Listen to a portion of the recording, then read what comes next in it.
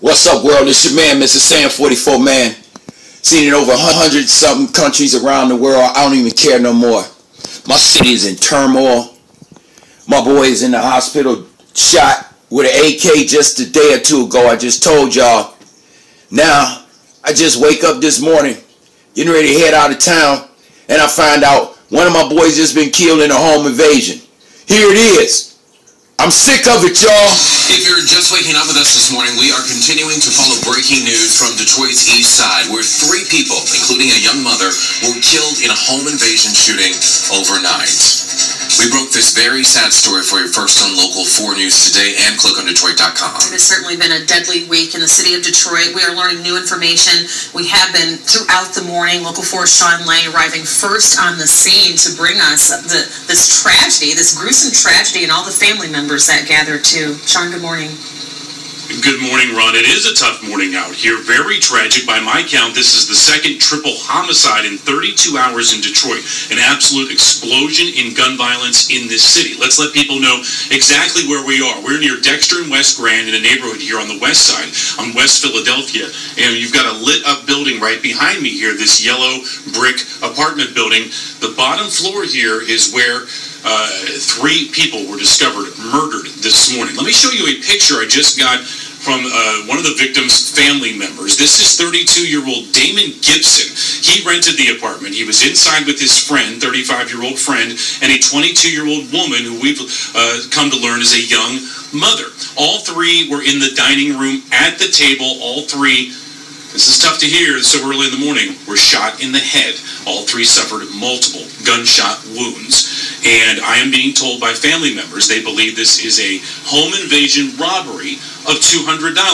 Now, police investigators out here all morning long. This all began around 1:30, 2 o'clock this morning. I spoke to investigators as they went door to door in this neighborhood, just asking everyone that could get out of bed to say, what did you hear? What did you see? Did you hear any arguing? Did you see anyone out here on the street in the morning? And what I'm being told by neighbors is they saw very little. Yes, they did see some activity in front of the building. They said that was very, very common. But then a long time after that, they heard about 4 to 5 to 6 gunshots, and then that was it. No suspect description at all. We do not know if this is 1 gunman or 2 or 3. That's what investigators are going with, just the most baseline information as they have removed 3 bodies here now from this. And as you see on your screen, the videotape that we've been taking, so many people poured into this neighborhood. These 3 were loved. These 3 people that lost their lives out here. One man's mother was here, uncles, aunts, brothers, sisters, cousins, and friends all poured in here. And they also went into the apartment, which is described as a very grisly murder scene. And they came out even more upset after seeing what they saw inside that apartment. Again, no suspects and a triple homicide here on the west side.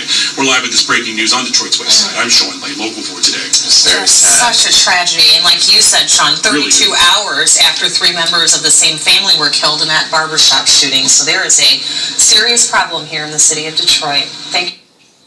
Yes, there is. Yes, there is. And this ain't the end of it.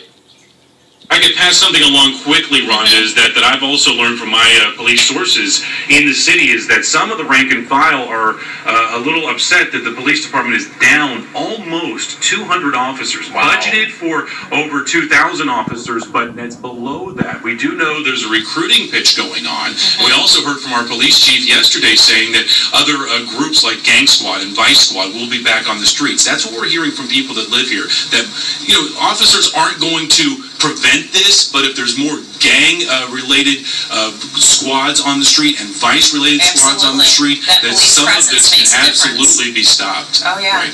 All right, Sean, thank you.